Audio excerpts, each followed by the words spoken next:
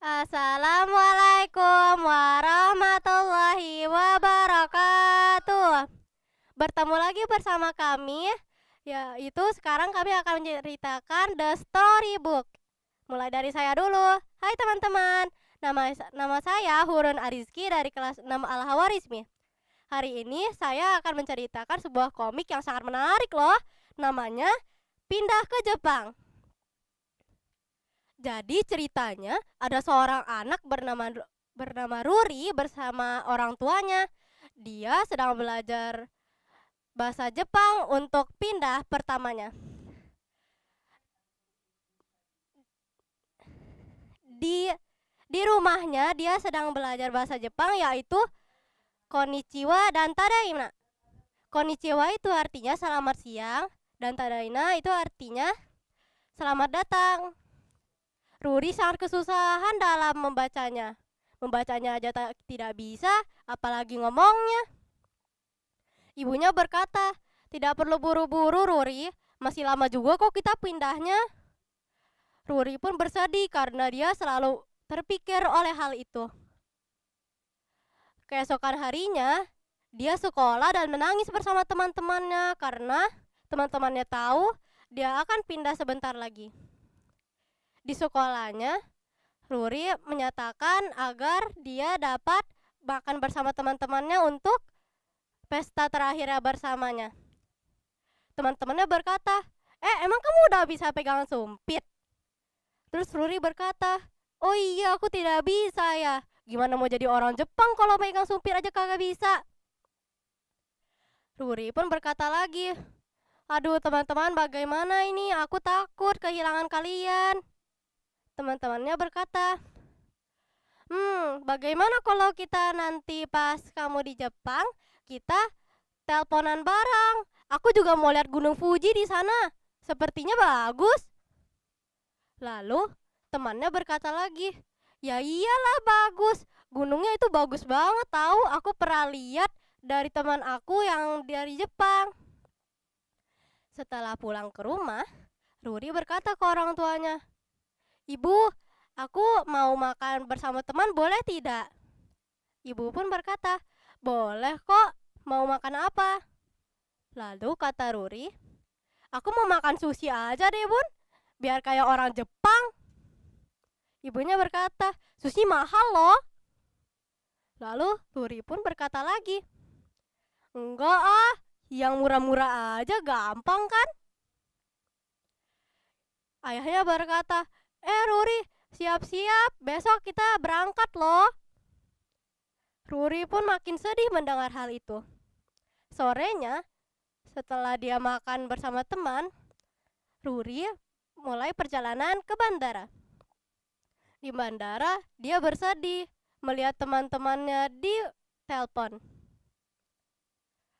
Teman-temannya berkata, "Hei, kita jangan kehilangan satu sama lain ya. Kita harus tetap berteman." Rurinya berkata, "Iya pasti. Lihat deh, aku lagi di bandara ini." "Oh begitu ya, selamat jalan ya." Dia pun memutuskan teleponnya. Setelah melihat bendera Indonesia, dia mengucapkan, "Selamat tinggal Indonesia." Setelah itu, saat dia tiba di Jepang, dia pun berkata, "Aduh capek sekali. Di bandara aku capek banget duduknya, kaki aku sampai pegal." Karena di bandara itu ya, dalam perjalanan ke Jepang butuh seharian tahu. Meskipun tidak memakai mobil, memakai pesawat pun butuh waktu yang lama. Setelah tiba di Jepang, dia mampir ke Osaka dulu. Di Osaka banyak sekali tempat mainan yang berisi manga. Di situ kakaknya berkata, "Ayo kita beli yang itu. Itu juga aku mau." Rurinya berkata, "Kita harus nemuin apartemennya dulu loh." Setelah tiba di apartemen, Ruri menghubungi teman-temannya lagi. "Hei, lihat ini, aku sudah tiba di apartemen loh."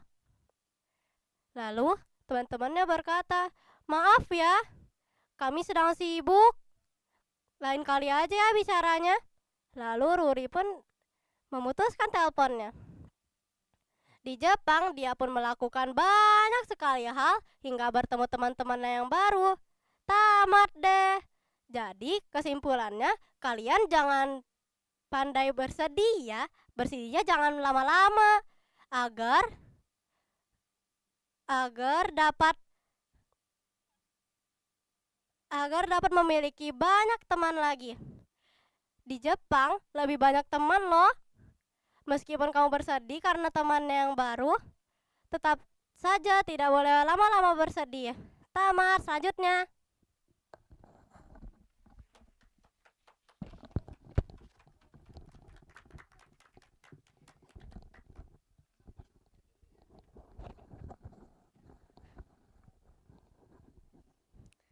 Assalamualaikum warahmatullahi wabarakatuh. Nama saya Syafika Azahra dari kelas 6 Al-Hawarizmi. Hari ini saya akan bercerita tentang kisah Zulaika misteri jam istirahat. Pada saat sudah jam istirahat, tempat makanan Faiz hilang. Faiz tidak mengetahui itu di mana. Dia bilang, nanti mamanya pasti akan marah karena itu mahal. Raisa sudah menanyakan ke seluruh anak di kelas apakah mereka melihat kotak bekal Faiz. Lalu tiba-tiba Faiz berdiri. Lalu dia menuduh kucing Zulaika yang mengambil kotak makanannya. Zulaika pun bilang dia selalu memberi makan Nyunyu, kucingnya. Tidak mungkin Nyunyu mengambil kotak bekal Faiz. Pada saat pulang sekolah, Nyunyu tidak pernah lari jauh dari Ika. Lalu Raisa bilang, "Gak apa-apa Ika, aku pastikan siapa yang bersalah berdasarkan bukti yang ada." Raisa kan teman kamu, pasti akan berat sebelah. Gak usah diselidiki, sudah pasti kucing itu yang bersalah, kata Faiz. Lalu Zulaika menjawab, "Faiz, Raisa pintar dan pasti adil." Tiba-tiba anak kelas lain datang lalu berkata, "Raisa, ada sesuatu yang terjadi di kelas kami. Ada benda asing yang mencuri makanan kami. Tolong selidiki ya." Saat Raisa dan teman-temannya sudah datang ke kelas, tiba-tiba ada meja yang berantakan. Hari ini ulang tahun Latifah, tapi kuenya sudah hilang. Tapi hadiah dan barang-barang lainnya nggak disentuh, hanya makanan hilang. Sisa-sisa kue ini berserakan lebih banyak di dekat jendela. Meja Faiz dan Latifah sama-sama paling dekat dengan jendela, kata Raisa. Jadi aku simpulkan ini bukan perbuatan manusia. Manusia gak mungkin memanjat bangunan ini sampai lantai 3 hanya untuk mencuri makanan. Pak Guru setuju dengan jawaban Raisa. Lalu mereka mengecek keluar. Ada pohon yang dahannya sampai ke jendela kelas. Mungkin pencuri menggunakan pohon-pohon tersebut untuk kabur. Lalu Tiffany, teman Raisa, melakukan reka ulang atas kejadian kemarin. Dia menaruh biskuit di dekat jendela sambil memperhatikan apa yang terjadi. Srek, srek. Ada bunyi aneh di dekat jendela. Pencuri sudah di sini. Mereka merekamnya. Tiba-tiba tangan monyet keluar. Ternyata yang mengambil makanan mereka itu adalah seekor monyet. Nyunyu, jangan dekat-dekat, nanti kena cakar. Esoknya setelah menyelidiki kasus bekal Faiz berdasarkan bukti yang kuat, monyet adalah tersangka utama dalam kasus ini, bukan Zulaika dan kucingnya Nyunyu. Kasus ini ditutup secara resmi. Terima kasih. Lalu Faiz meminta maaf kepada Zulaika karena telah menuduhnya tanpa bukti. Jadi hikmah dari kisah ini adalah kita tidak boleh menuduh orang tanpa bukti. Selanjutnya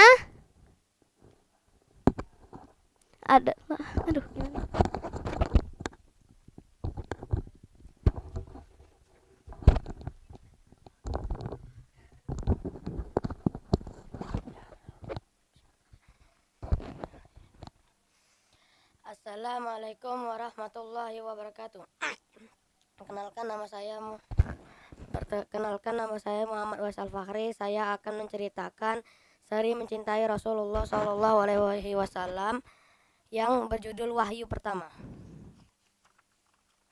Pada suatu hari, Nabi Muhammad Shallallahu Alaihi Wasallam mendekati usia 40 tahun.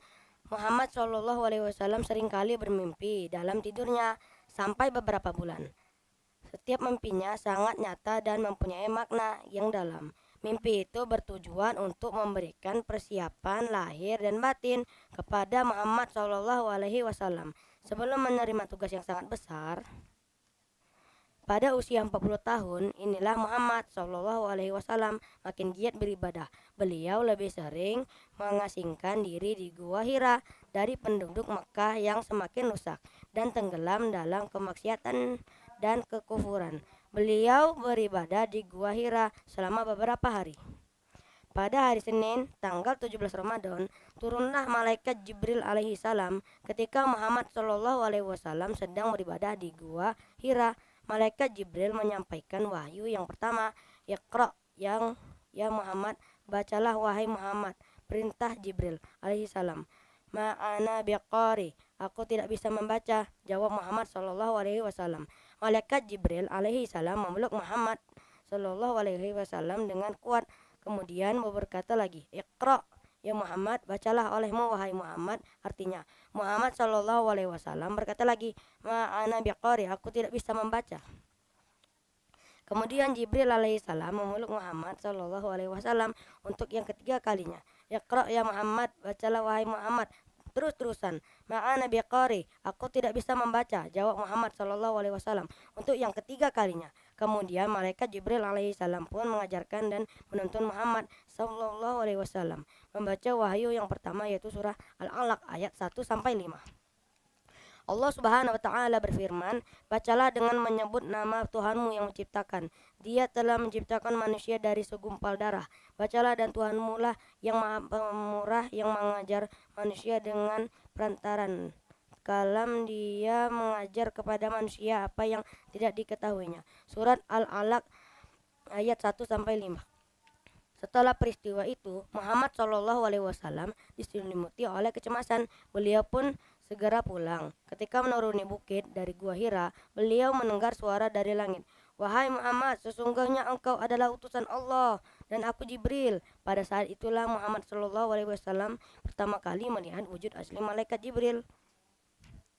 Muhammad Shallallahu alaihi wasallam terdiam, tubuhnya menggigil ketakutan. Setiap ia memandang, selalu tampak malaikat Jibril alaihissalam yang senantiasa mengulang kata-katanya, wahai Muhammad, sesungguhnya engkau adalah utusan Allah dan aku Jibril. Akhirnya Muhammad Shallallahu alaihi wasallam pun pulang ke rumah, meninggalkan Gua Hira. Ketika sampai di rumah, masih dalam kondisi badan yang menggigil dan ketakutan, Muhammad Shallallahu alaihi wasallam menemui istrinya Khadijah dan meminta untuk menyelimuti dirinya. Setelah keadaan tenang, Muhammad Shallallahu alaihi wasallam menceritakan semua peristiwa yang dialaminya kepada Khadijah. Khadijah pun menegaskan bahwa itu adalah malaikat Jibril alaihi salam yang membawa wahyu kepada Muhammad Shallallahu alaihi wasallam. Khadijah segera menemui sepupunya, Waraqah bin Naufal, seorang pertapa Nasrani yang soleh. Khadijah menceritakan apa yang dialami oleh suaminya, Muhammad Shallallahu alaihi wasallam. Setelah mendengar cerita Khadijah, Waraqah berkata, demi Tuhan, ia adalah malaikat Jibril yang pernah diutus kepada Nabi Musa. Ketahuilah wahai Khadijah, sesungguhnya Muhammad Shallallahu alaihi wasallam adalah Rasul bagi umat ini. Janganlah engkau gelisah dengan perasaan gembira akan keyakinan kata-katanya. Khadijah pun pulang dan menceritakan perkataan Warqah kepada suaminya Muhammad Shallallahu alaihi wasallam. Suatu ketika di sekitar Ka'bah, Muhammad Shallallahu alaihi wasallam bertemu dengan Waraqah. Waraqah berkata, wahai Muhammad, suatu saat nanti engkau akan dituduh sebagai pendusta, tukang sihir, dihina, diusir, ditindas, dan diperangi.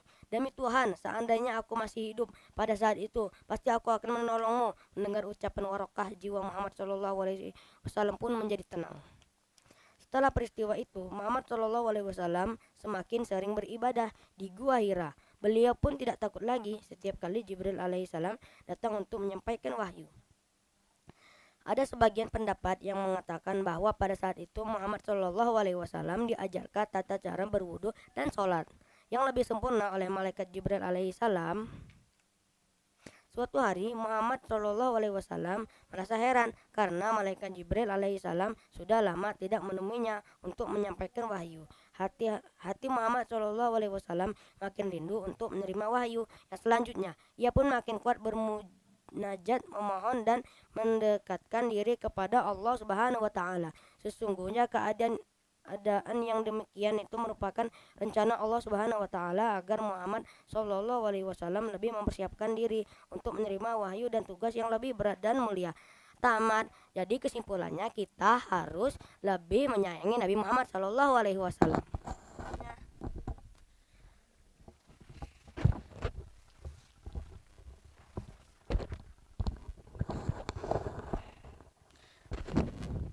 Assalamualaikum warahmatullahi wabarakatuh. Perkenalkan saya Saka Mahardika Hamizan. Hari ini kita akan menceritakan puasa. Kita harus kuat, bro.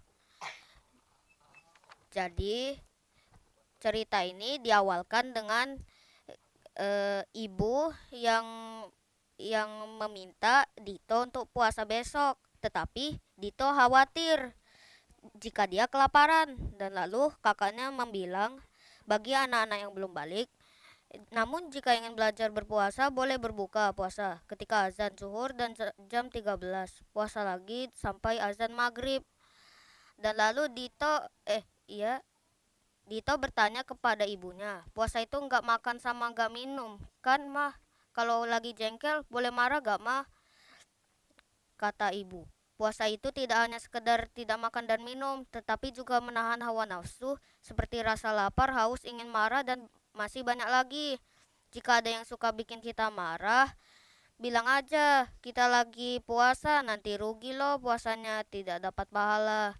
Lalu keesokan harinya ketika Dito sudah selesai sekolah, Dito membilang ke ibunya, "Ma, tadi teman Dito di sekolah nangis gara-gara buku PR-nya disembunyikan Alvan." Alvan bilang, "Jangan nangis, nanti puasanya batal loh." Edo berhenti nangis. "Berarti Edo puasanya batal dong, Ma. Kan udah nangis." Puasanya Edo tidak batal. Apakah menangis membatalkan puasa? Menangis tidak membatalkan puasa karena menangis bukan salah satu dari hal-hal yang membatalkan puasa. Meskipun tidak membatalkan puasa, menangis dapat mengurangi pahala. Contoh, menangis karena kesal sama orang lain. Tapi ada juga menangis yang tidak mengurangi pahala. Contohnya menangis ketika membaca Al-Quran, menangis karena mengingat dosa-dosa kita yang banyak, menangis karena merasa iba melihat orang lain sedang kesusahan. Apakah marah bisa membatalkan puasa? Marah-marah tidak membatalkan puasa, karena marah-marah bukan salah satu dari hal-hal yang membatalkan puasa. Marah-marah memang tidak membatalkan puasa, tapi marah-marah bisa mengurangi pahala puasa. Supaya ibadah puasa kita tidak menjadi sia-sia, kita harus menahan diri untuk tidak marah-marah. Kalaupun ada yang bikin kita ingin marah, katakanlah, "Aku lagi puasa." Jika berbohong, puasanya batal enggak? Berbohong tidak membatalkan puasa, tapi bohong dapat mengurangi pahala puasa. Selain itu, berbohong bisa menambah dosa sudah puasanya. Tidak mendapat pahala, malah menambah dosa. Cuma dapat rasa lapar dan haus aja deh. Jadi, kesimpulan dari cerita ini, kita harus menjaga emosi saat kita puasa. Tidak boleh marah-marah, tidak boleh nangis, tidak boleh berbohong. Demikian dari saya. Assalamualaikum warahmatullahi wabarakatuh. Selanjutnya,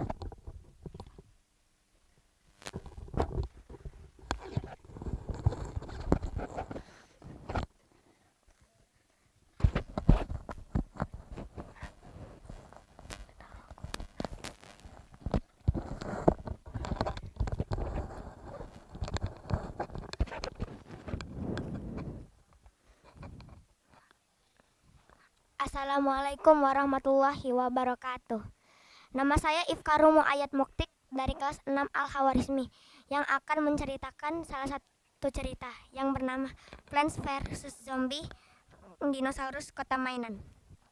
Ceritanya, ada seorang badut yang mengatakan, "Aku memang jelek, tapi sangat lembut. Tiba-tiba ada boneka kue jahe yang bilang tidak mau.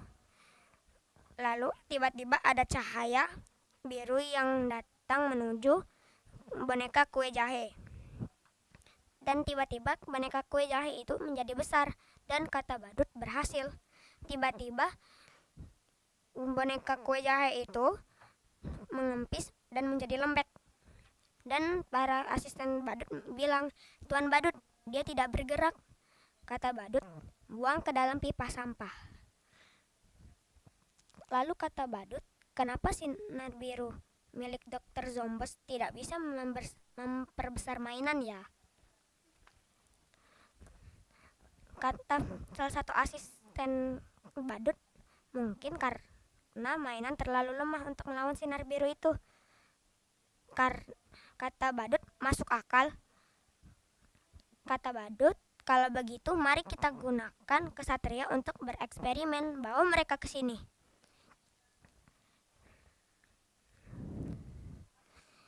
Tiba-tiba ada beberapa dinosaurus yang mencari sesuatu. Dan mereka mencoba menipu bos mereka dengan boneka. Dan mereka pun pergi. Tiba-tiba boneka kelinci datang dan mencoba kembali ke markasnya. Kata boneka kelinci itu, mereka sudah pergi. Dan 2 orang yang dicari oleh para dinosaurus itu pun berterima kasih sudah menjaga mereka. Dan salah satu mainan pun berterima kasih karena teman-temannya sudah diperbaiki. Kata salah satu mainan, "Tadi kalian bilang teman kalian ditahan di benteng." Kata salah satu orang itu, "Benar, kami ingin menyelamatkannya." Kata salah satu mainan, "Kalau begitu ikuti aku bisa membawamu masuk ke sana." Jalan menuju benteng melalui yang salah satu lewat sini adalah terowongan sampah. Itu ada di bawah benteng, jadi kita bisa masuk ke dalam benteng dengan mudah. Sambil berjalan mereka pun saling bercerita. Dan kata salah satu teman dari bos restoran, pemimpin kota mainan ini adalah yang membuat para mainan hidup dengan bahagia. Tapi kata mainan itu dulu itu memang benar, tapi sekarang dia sudah berubah. Kami semua adalah mainan Dokter Zombos, kata mainan itu. Dokter Zombos memiliki tingkat kesabaran yang sangat rendah. Dia suka melampiaskan amarahnya kepada mainan yang setiap terjadi kesalahan.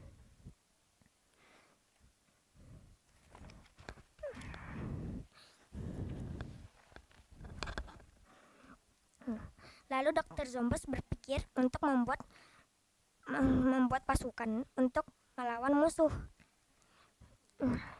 Dia membuat sinar putih penggerak. Lalu dia ingin membuat sinar biru pembesar dan sinar merah pengecil. Karena alih Dokter Zombos melihat sinar biru pembesar dan sinar merah pengecil, salah satu mainan mencoba menggerakkan semua dan menjadi pemimpin mainan. Dan mereka pun membuat kota dan mengecilkan para zombie. Sambil mengobrol dan mereka bercerita, ternyata pemimpin mainan itu sekarang bertujuan untuk memusnahkan seluruh pemilik mainan dan menjadi pemimpin dunia. Siapapun yang menentang rencananya akan ditindas dan diusir. Dan mereka pun sampai di bawah benteng. Tamat. Jadi teman-teman, kesimpulannya kita harus selalu sabar dan tidak mudah marah. Selanjutnya,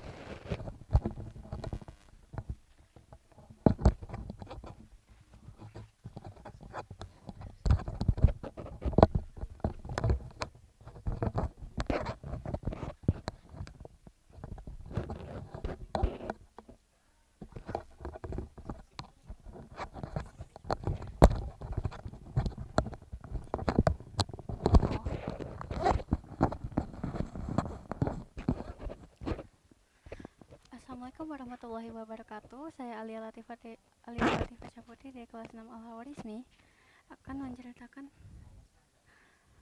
menceritakan tentang buku komik Nixji yang berjudul No Bullying.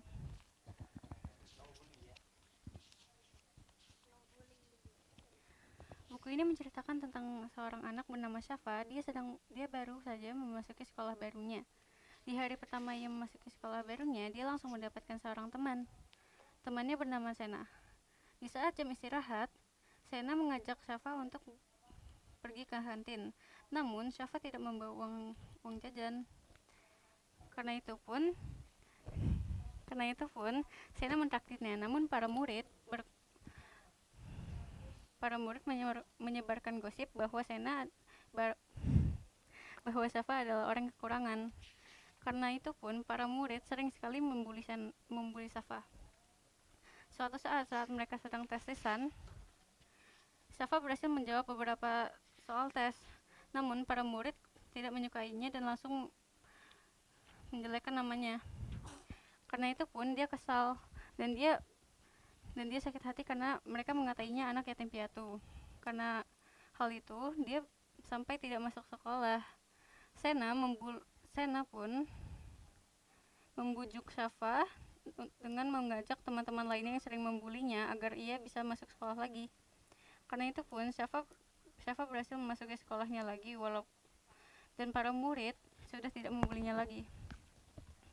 Kesimpulan dari cerita ini adalah kita jangan pernah menjelek-jelekan orang lain walaupun dia lebih rendah daripada kita. Dan jika kita dibully, jangan pernah merasa putus asa dan teruslah bersemangat.